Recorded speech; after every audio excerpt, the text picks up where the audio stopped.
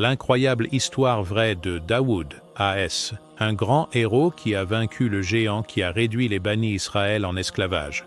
Un leader sage à qui Allah a donné la prophétie et un royaume en même temps et qui est accepté par les trois grandes religions.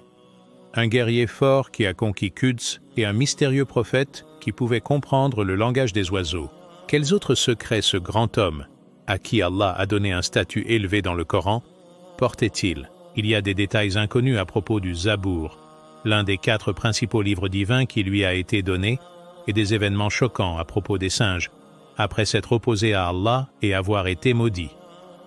Comment a-t-il changé d'un berger ordinaire à un chef divin? Tous ces secrets vous attendent dans cette vidéo. Avant de commencer, juste un petit rappel, s'il vous plaît, n'oubliez pas de vous abonner à la chaîne, d'aimer la vidéo et de laisser un commentaire. Nous ne pouvons continuer ce voyage qu'avec votre soutien. Si vous êtes prêts, commençons. Il était une fois, dans une terre ancienne, il y avait un petit village au milieu de terres fertiles. Dans ce village, un jeune garçon grandissait, menant une vie modeste avec sa famille. Il était le plus jeune fils de son père. Ce garçon était un descendant des bannis Israël. C'était un berger dont les gens ne se souciaient pas beaucoup, mais le destin avait de grands projets pour lui. Ce garçon était Daoud. Il a passé son enfance à veiller sur ses troupeaux. Il passait ses journées sur des collines verdoyantes où le vent soufflait doucement à travers de larges vallées. Il n'avait qu'un bâton de berger et une petite fronde, mais ces outils simples n'étaient pas ordinaires pour lui. Il utilisait sa fronde avec beaucoup d'habileté, et il avait l'habitude de prier parmi les montagnes résonnantes, parce que sa plus grande arme était son cœur plein de foi. Dès son plus jeune âge, il était clair qu'il était différent. Ce n'était pas juste quelqu'un qui veillait sur les moutons, c'était quelqu'un qui remettait en question le sens de tout ce qui l'entourait et cherchait la sagesse. Il avait l'habitude de regarder le ciel nocturne et de réfléchir à l'ordre des étoiles. Il se souvenait d'Allah avec la voix venant de son cœur. Sa famille, en particulier ses frères aînés, pensaient qu'il vivrait une vie simple de berger. Pour eux, Daoud n'était pas un guerrier ou un chef. Mais Allah avait un plan différent. Allah avait écrit que ce petit garçon changerait un jour le destin d'une nation entière. Mais comme toute grande histoire, son histoire serait également façonnée par un tournant, parce que bientôt, il ferait face à l'une des plus grandes peurs des bannis Israël. L'un des moments les plus célèbres de l'histoire allait arriver entre un jeune berger et un guerrier géant. Ce guerrier géant n'était autre que Goliath. À ce moment-là, Goliath était le puissant roi de la tribu d'Amalek qui vivait entre l'Égypte et le Cham. Il a vaincu les bannis Israël et a pris leurs femmes et leurs enfants comme captifs. Il a également capturé la précieuse arche de l'Alliance, qui avait été protégée depuis l'époque de Moussa. Cette arche contenait des reliques sacrées. Pour les insulter, Goliath l'a jetée dans la boue. Dans le Coran, ce coffre s'appelle Tabut. Parmi les Juifs et les chrétiens, elle est connue sous le nom d'Arche de l'Alliance. Les bannis Israël étaient très contrariés parce qu'ils avaient perdu le Tabut. Ils étaient agités et tristes. Tout ce qu'ils voulaient, c'était le récupérer. À ce moment-là, il y avait un prophète parmi eux, selon les récits nommé Shamuel. Les gens lui ont demandé de leur donner un roi qui les dirigerait. Shamuel a prié, et Allah a révélé qu'un homme nommé Talut devrait être choisi comme leur roi. À ce moment précis, un jeune homme de 18 ans était dans l'armée de Talut. Ce jeune berger était Daoud. Daoud a rejoint l'armée de Talut avec son père et ses 13 frères. Il gardait les moutons. Il était très courageux et habile à utiliser une fronde. Un jour, il a dit à son père, « Toutes les montagnes et les pierres font du tasbih avec moi. » Son père a répondu, « Ô Daoud, bonne nouvelle pour toi. » Parce que Daoud avait une voix forte et belle, il allait été amené devant Talut. Talut l'aimait bien et fit de lui un compagnon proche. Plus tard, Daoud a rejoint l'armée de Talut alors qu'il se préparait à se battre contre la tribu d'Amalek.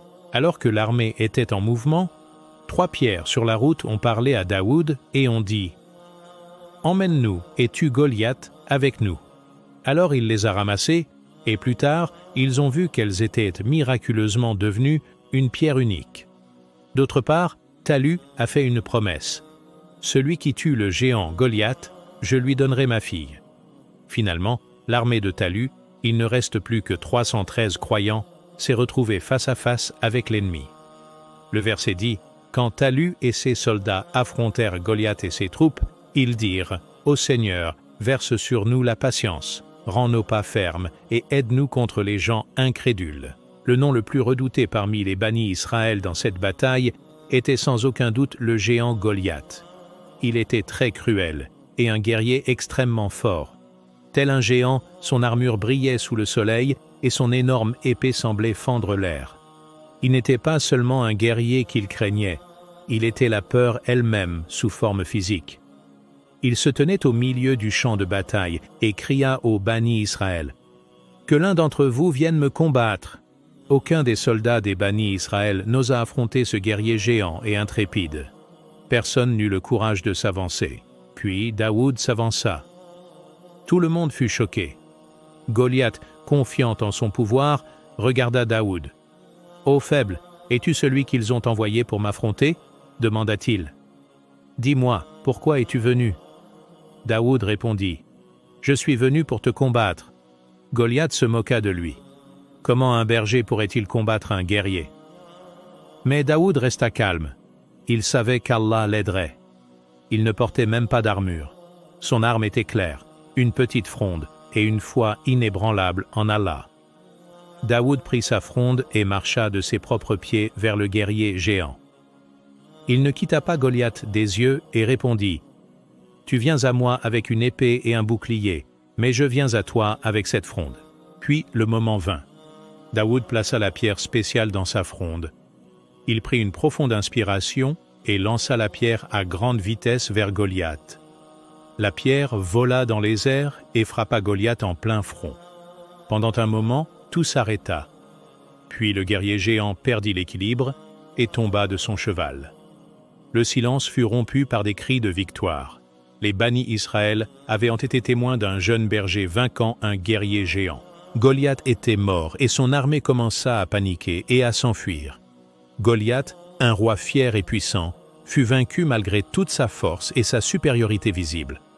Ce n'était pas seulement une victoire au combat, c'était un véritable exemple de foi, de courage et de confiance en Allah.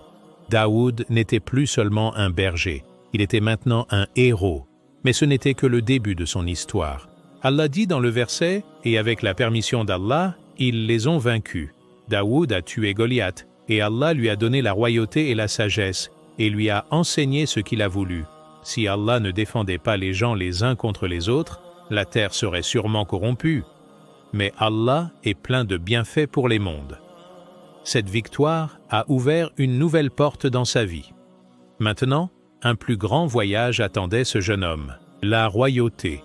Les cris de victoire qui ont commencé avec Goliath tombant au sol ont changé le destin des bannis Israël. Après cet événement, le nom de Daoud commença à résonner partout. Le peuple le considérait comme un héros. Même le roi Talut l'admirait. Mais les grandes victoires s'accompagnent souvent de grandes épreuves, car bien que les gens admirent la lumière qu'ils voient, ils font parfois de leur mieux pour l'éteindre. Après la victoire, Talut brûla tout le butin de guerre. Selon la loi de Moussa, le butin de guerre n'était pas autorisé à être pris, il fallait donc le brûler. Lorsque Talut retourna à Jérusalem, Shamuel lui dit « Allah t'a donné la victoire qu'il t'avait promise. Maintenant, remplis la promesse que tu as faite. » Alors Talut donna sa fille à Daoud. Au début, Talut traita Daoud avec amour et lui donna une position importante dans son armée. Mais avec le temps, l'amour du peuple pour Daoud planta des graines de jalousie dans le cœur de Talut.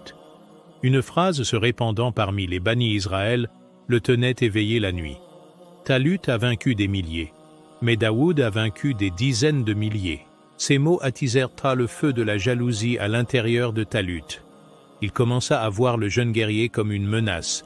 Il commença à élaborer des plans pour le faire disparaître. Mais Daoud agissait toujours en cherchant refuge auprès d'Allah. Il échappa à la colère de Talut et vécut dans différentes régions pendant des années. Finalement, lorsque Talut mourut, tous les regards se tournèrent vers Daoud. Le peuple des Bani Israël le voulait comme roi, parce qu'il avait gagné leur amour par sa bravoure et sa justice. Et ainsi, de simple berger, il prit le trône en tant que prophète-roi.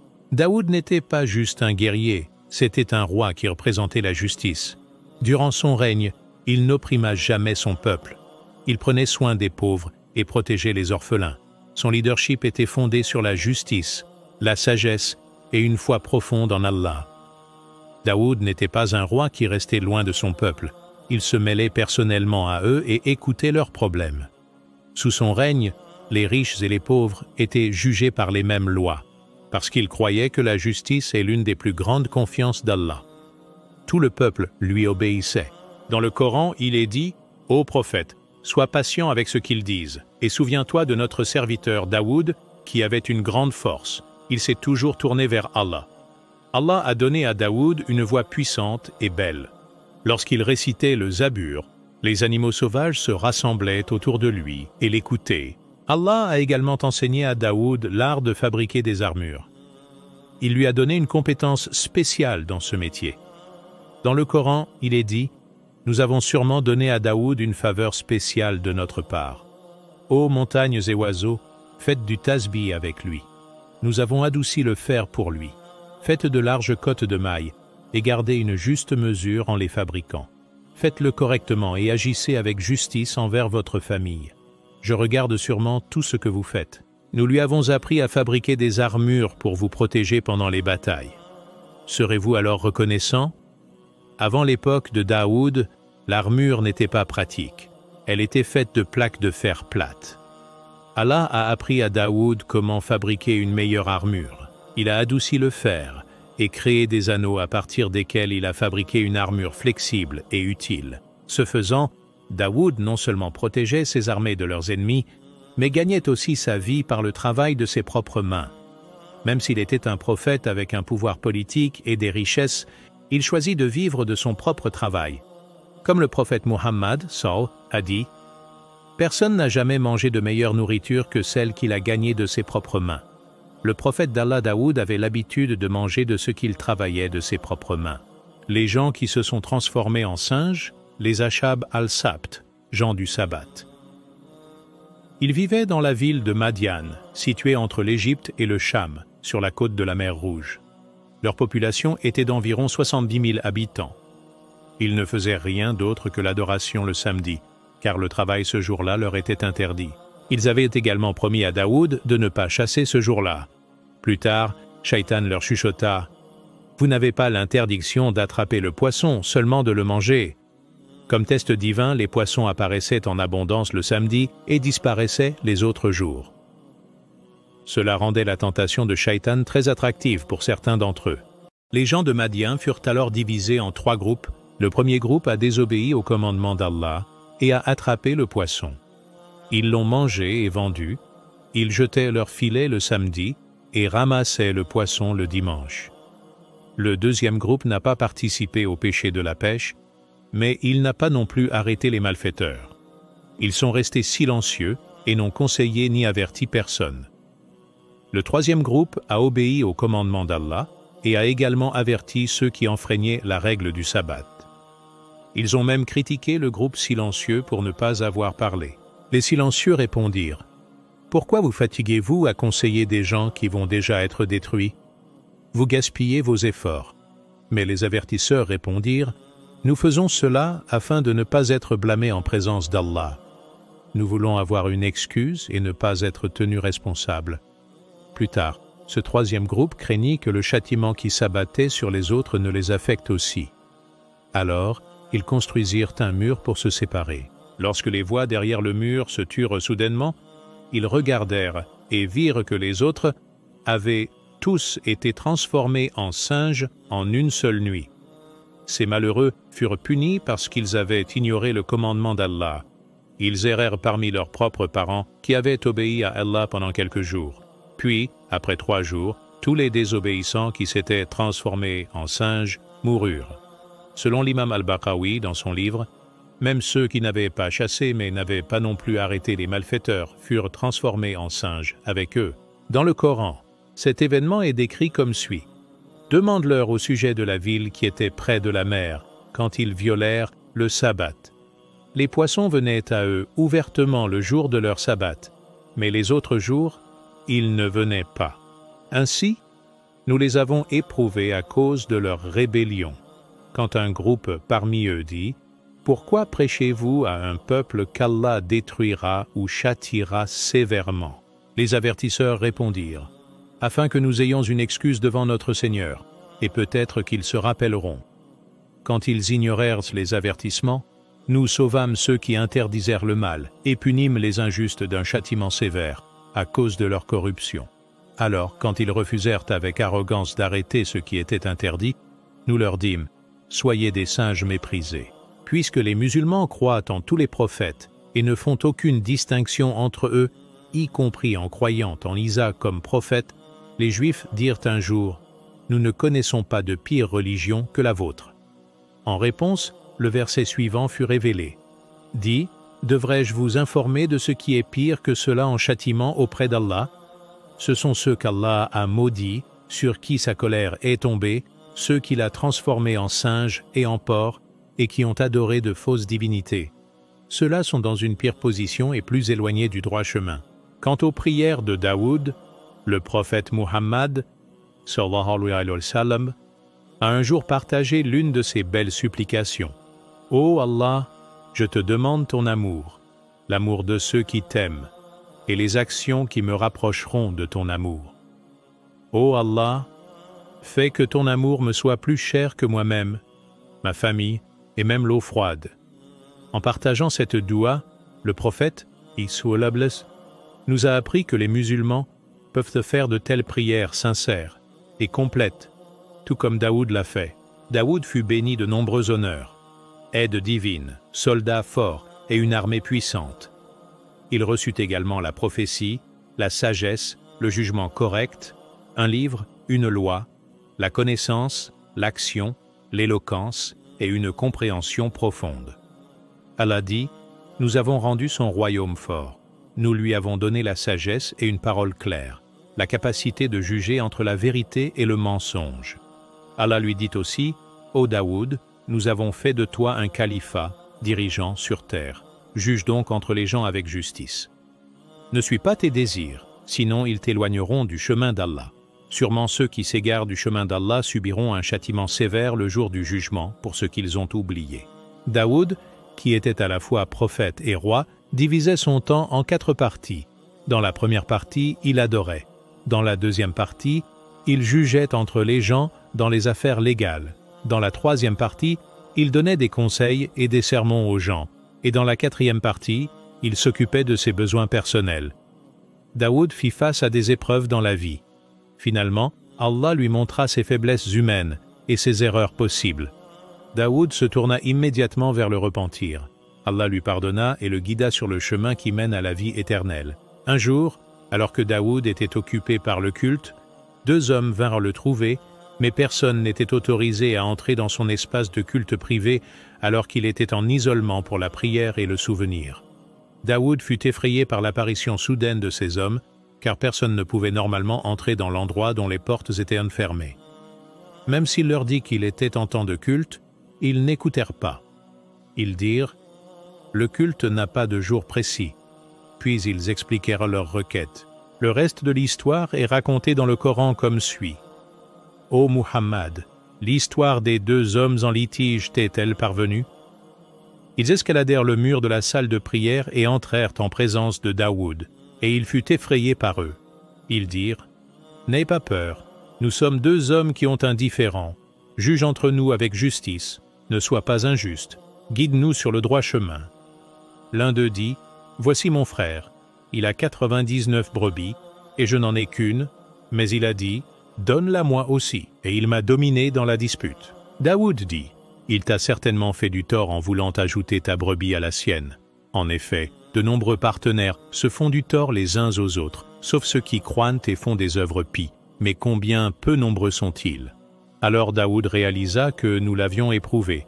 Alors il demanda pardon à son Seigneur et se prosterna en prosternation et se tourna vers Allah. Alors nous lui pardonnâmes, et en effet, pour lui est la proximité avec nous et une bonne fin. Daoud avait rendu un jugement rapide, sans écouter l'autre partie. Mais quand les deux côtés d'une affaire ne sont pas entièrement entendus, la décision peut changer. Celui qui semble avoir raison pourrait avoir tort, et celui qui semble avoir tort pourrait avoir raison. Ainsi, dès que les hommes en litige partirent, Daoud réalisa qu'il avait commis une erreur, une zalla, et comprit que c'était une épreuve divine.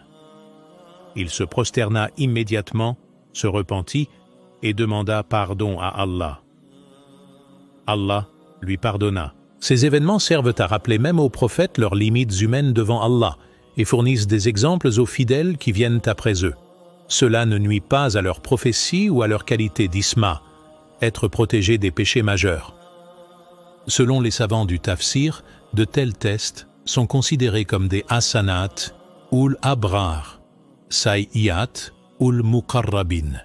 Les bonnes actions des justes sont les fautes de ceux qui sont proches d'Allah. Même les petites erreurs des plus justes sont de grandes leçons pour le reste d'entre nous. Des événements comme celui-ci nous montrent comment nous devrions nous comporter lorsque nous nous trouvons dans des situations similaires. Le jour du jugement, Daoud sera parmi les plus proches serviteurs d'Allah. Dans un hadith, le prophète Mohammed a dit « Ceux qui gouvernent avec justice seront assis sur des chairs de lumière, à côté d'Ar-Rahman, le jour du jugement. Ce sont ceux qui sont justes dans leurs décisions, avec leur famille, et ceux sous leur responsabilité. » Le prophète, Sabo, a également dit « Le jour du jugement, la personne la plus aimée d'Allah et la plus proche de lui sera un dirigeant juste, et la plus détestée d'Allah et la plus éloignée de lui sera un dirigeant tyrannique. » Concernant cette affaire, Ali, radiallahu anhu, a dit « Si quelqu'un raconte l'histoire de Daoud de manière erronée et laide, comme le font certains conteurs, je lui donnerai 160 coups de fouet. » Sans aucun doute, Daoud a une proximité spéciale en présence d'Allah, un noble statut qu'il atteindra et une belle place au paradis. À propos des jugements de Daoud et de son fils Sulaiman, Allah dit dans le Coran « Et souviens-toi de Daoud et de Sulaiman, quand ils rendirent jugement au sujet d'un champ dans lequel les moutons de certaines personnes s'étaient égarés la nuit, et nous fûmes témoins de leur jugement. » Selon l'explication du tafsir, Daoud et Sulaiman rendirent des jugements différents dans ce cas entre les propriétaires d'un champ et les propriétaires d'un troupeau de moutons. Daoud statua que les moutons devaient être donnés en compensation aux propriétaires des cultures endommagées, étant donné que la valeur du champ et des moutons était égale. Mais son fils Sulaiman rendit un jugement différent. Il dit que le champ devait être remis aux propriétaires des moutons afin qu'ils puissent réparer les dégâts jusqu'à ce que le champ retrouve son état initial. Pendant ce temps, les moutons devaient être donnés aux propriétaires du champ afin qu'ils puissent bénéficier de leur lait, de leur laine et de leur progéniture pendant cette période. Daoud fut satisfait de l'avis de son fils et accepta son raisonnement, renonçant à sa propre décision. Le jeûne de Daoud. Il est rapporté que Daoud avait un amour et une endurance profonds pour le culte. Il avait l'habitude de jeûner un jour et de rompre son jeûne le lendemain. Le jeûne de Daoud, Saoum Daoud. Daoud recherchait les moments les plus vertueux pour adorer Allah. Un jour, il demanda à Jibril, « Ô Jibril, quel est le meilleur moment ?» Jibril répondit, « Ô Daoud, je ne connais pas de meilleur moment que le tremblement du trône pendant le temps avant l'aube. » La prière la plus aimée d'Allah est aussi la prière de Daoud. Il dormait la moitié de la nuit, priait un tiers de celle-ci, puis dormait à nouveau un sixième de la nuit. Selon les rapports, Daoud divisait la nuit en 6 périodes. Il dormait pendant les 3 premières parties, la moitié de la nuit, priait pendant les 4e et 5e parties, et dormait à nouveau pendant la 6e. Il adorait pendant ces parties du milieu parce que c'était des moments où la miséricorde divine descend et où les prières sont les plus acceptées. Il dormait à nouveau dans la dernière partie pour se réveiller frais pour la prière du matin et le souvenir. La pratique du jeûne un jour sur 2, Saoum Daoud, est une forme de culte laissée en héritage à l'Oumma de Muhammad. Le messager d'Allah, sallallahu alayhi wa sallam, a dit que le jeûne le plus vertueux est le jeûne de Daoud. Il est rapporté d'Abdullah, le fils d'Amir bin al-As, radi-Allah anhu, qu'il a dit un jour, « Par Allah, je jeûnerai pendant la journée et prierai toute la nuit pour le reste de ma vie. » Quand cela fut mentionné au prophète, Sawabillah, il lui demanda, « As-tu dit cela ?» Abdullah répondit, « Oui, ô messager d'Allah, je l'ai fait. » Le prophète, Sawabillah, dit, « Tu ne pourras pas tenir cela. Parfois, jeûne et parfois romps ton jeûne. Dors et réveille-toi aussi pour la prière de nuit. Jeûne 3 jours par mois. Chaque bonne action est récompensée 10 fois, donc ce sera comme jeûner toute l'année. » Abdullah répondit, « Je peux faire plus que cela. » Alors le prophète dit, « Alors jeûne un jour, et romps le jeûne pendant 2 jours. » Abdullah dit, « Je peux faire encore plus que cela. » Le prophète dit alors, « Alors jeûne un jour, et romps le jeûne le lendemain. » C'est le jeûne de Daoud, et c'est le plus équilibré et le meilleur type de jeûne. Quand Abdullah demanda s'il pouvait faire encore plus, le prophète répondit, « Il n'y a rien de mieux que cela. » Daoud était profondément reconnaissant envers son Seigneur. Une fois, il dit, « Ô mon Seigneur, comment puis-je te remercier? Car même ma capacité à te remercier est elle-même une bénédiction de ta part. » Alors Allah lui révéla, « Reconnais-tu que toutes les bénédictions que tu as viennent de moi ?» Daoud répondit, « Oui. » Allah dit, « Alors cette compréhension me suffit pour être satisfait de toi. » La mort de Daoud. Daoud régna pendant 40 ans et mourut à l'âge de 100 ans. Son fils Sulaïman lui succéda. La tombe de Daoud se trouve à Jérusalem, au sud-ouest de la mosquée Al-Aqsa, sur le mont Sion, dans le lieu connu sous le nom de Cité de Daoud. Le prophète Muhammad, sallallahu alayhi wa sallam, a dit « Daoud était extrêmement protecteur de sa religion et de sa famille. Quand il quittait sa maison, il verrouillait la porte hermétiquement, et personne n'était autorisé à entrer avant son retour. Un jour, en rentrant chez lui, il vit un homme debout au milieu de la maison. Il demanda « Qui es-tu » L'homme répondit « Je suis quelqu'un qui n'a pas peur des rois, et aucune porte ni aucun rideau ne peut m'arrêter. » Daoud dit « Par Allah, alors tu dois être l'ange de la mort. Bienvenue. » Par ordre d'Allah, peu après, son âme fut enlevée. Le règne de 40 ans de Daoud marqua la période la plus glorieuse des enfants d'Israël. Il conquit Jérusalem et en fit la capitale de son royaume. Il était à la fois un roi et un prophète, 2 grands honneurs qui lui furent accordés par Allah.